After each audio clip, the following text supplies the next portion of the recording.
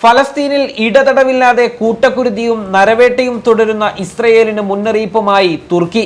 ഫലസ്തീനിൽ അക്രമം തുടരുന്നത് കണ്ടുനിൽക്കാനാകില്ല എന്നും കയറി ഇടപെടുമെന്നുമാണ് തുർക്കി പ്രസിഡന്റ് റജബ് തയ്യിബ് എർദോഗാൻ ഇസ്രയേലിന് ഏറ്റവും ഒടുവിൽ മുന്നറിയിപ്പ് നൽകി ഇപ്പോൾ രംഗത്ത് വന്നിരിക്കുന്നത്. ലിബിയയിലും നാഗോർണോ കറാബാക്കിലും ഇടപെട്ട ചരിത്രം ഇസ്രയേലിലും ആവർത്തിക്കേണ്ടി വരുമെന്നും അദ്ദേഹം ചൂണ്ടിക്കാട്ടി. തുർക്കിയുടെ പ്രതിരോധ മേഖലയെ പ്രശംസിച്ചുകൊണ്ട് നടത്തിയ പ്രസംഗത്തിനിടയിലായിരുന്നു അദ്ദേഹത്തിന്റെ മുന്നറിയിപ്പ്. അദ്ദേഹം പറഞ്ഞത് ഇങ്ങനെയാണ്: ഫലസ്തീനോട് ചെയ്യുന്ന അതിക്രമങ്ങൾ ഇസ്രായേൽ ഇനി ആവർത്തിക്കാതിരിക്കാൻ നമ്മൾ ശക്തരായിരിക്കണം. കറാബാക്കിലും ലിബിയയിലും നമ്മൾ ഇടപെട്ടതുപോലെ ഇസ്രായേലിലും ഇടപെടേണ്ടി വരും. നമ്മൾക്ക് അത് ചെയ്യാതിരിക്കാൻ ഒരു കാരണവുമില്ല എന്നായിരുന്നു അദ്ദേഹത്തിന്റെ പ്രസംഗം. എന്നാൽ ഏതു തരത്തിലുള്ള ഇടപെടലുകളാണ് ഉണ്ടാവുക എന്ന് അദ്ദേഹം വ്യക്തമാക്കിയിട്ടുമില്ല.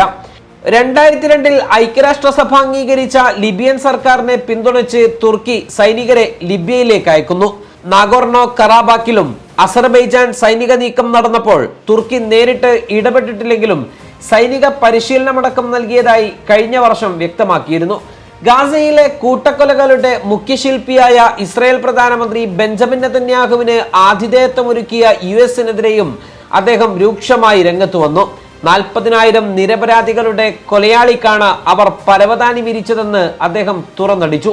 ഗസയിൽ ആക്രമണം തുടങ്ങിയത് മുതൽ ഇസ്രായേലിനെതിരെ ശക്തമായ നിലപാട് സ്വീകരിക്കുന്ന രാജ്യമാണ് തുർക്കി. ഇരു രാജ്യങ്ങളും തമ്മിലുള്ള വ്യാപാര കരാർ വരെ എർദോഗാൻ ഇടപെട്ട് റദ്ദാക്കി. ഗസയ്ക്ക് ടൺ കണക്കിന് സഹായഹസ്തവും തുർക്കി എത്തിച്ചു. എർദോഗാന്റെ പ്രസ്താവനയ്ക്കെതിരെ ഇസ്രായേൽ വിദേശകാര്യമന്ത്രി ഇസ്രായേൽ കാറ്റ്സ് രംഗത്ത് വന്നു. സദ്ദാം ഹുസൈന്റെ കാൽപ്പാടുകളാണ് തുർക്കി പ്രസിഡന്റ് റജബ് തയ്യിബ് എർദോഗാൻ പിന്തുടരുന്നതെന്നും സദ്ദാമിന് എന്താണ് സംഭവിച്ചതെന്നും എങ്ങനെ അവസാനിച്ചുവെന്നും അദ്ദേഹത്തിന് ഓർമ്മ വേണമെന്നും ഇസ്രായേൽ കാറ്റ്സ് എക്സിൽ കുറിച്ചിട്ടുണ്ട്.